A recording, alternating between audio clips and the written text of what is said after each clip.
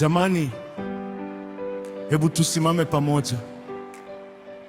Kwa nini unahisi kama huna hisia hata baada ya kuokoka? Isaya 41 mstari wa 10. Usiogope, kwa maana mimi ni pamoja nawe. Usifadhaike, kwa maana mimi ni Mungu wako. Nitakutia nguvu, naam, nitakusaidia, naam, nitakushika kwa mkono wa kuume wa haki yangu. Tuwe waaminifu. Kuhisi kama huna hisia si tu uchovu au kuchoka. Ni kama moyo wako umejitoa kwa muda, umeondoka kimya kimya, na maisha yako yameachwa yaende kwa mazoea. Upo, lakini kwa kweli haupo. Unacheka inapobidi, unaposti, unaonekana, lakini ndani ni kama mtu amebonyeza mute kwenye roho yako. Labda unajiuliza, kuna tatizo na mimi? Kwa nini sishiki chochote tena? Kwa nini tunaendelea kupitia mambo ya kawaida tukitumaini kitu kitatuamsha hatimaye? Kwa nini tunafikiri uwepo wa Mungu unategemea hisia zetu? Kwa nini tunaamini kwamba ikiwa tuhisi Mungu lazima awe hafanyi kazi? Kwa nini tunaacha utupu wetu uwe utambulisho wetu?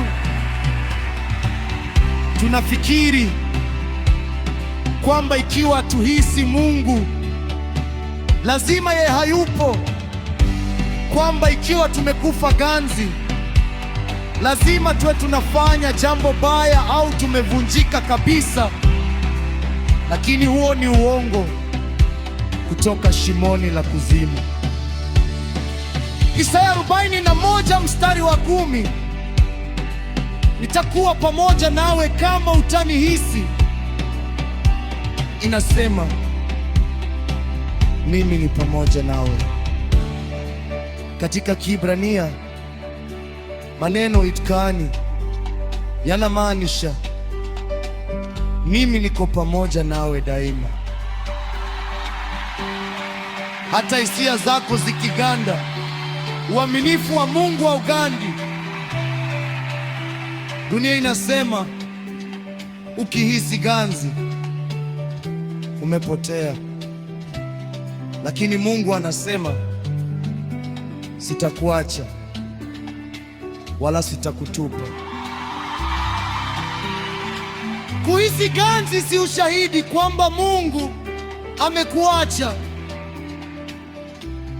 Wakati mwingine ganzi ni rehema ya Mungu iliyojificha. Mungu huruhusu hisia zitulie ili imani izame mizizi zaidi. Kama tukimhisi Mungu kila wakati, tungefuatilia hisia badala ya ukweli.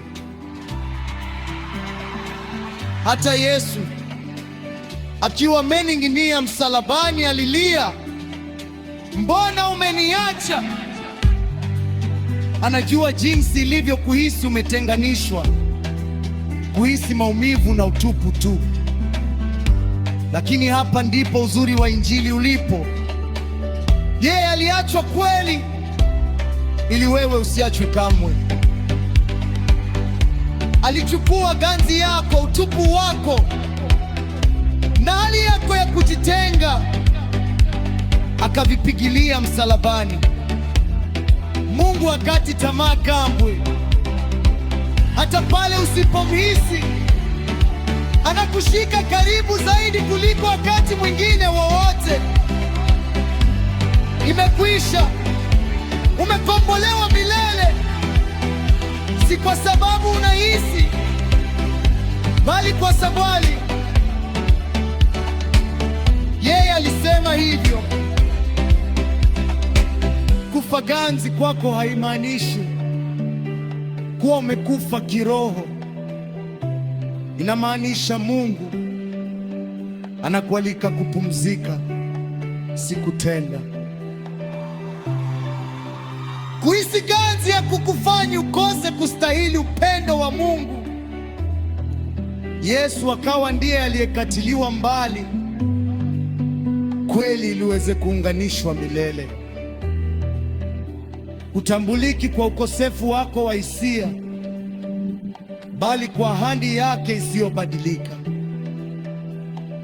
Hatuwezi kushindwa kwa sababu wokovu wetu utegemei hali yetu ya kihisia, umejikita katika kazi ya Kristo iliyokamilika. Tunapaswa kujifunza kuacha kupima imani yetu kulingana na hali yetu ya kihisia. Tunapaswa kushikilia imani yetu katika yaliyoandikwa, si yale tunayohisi.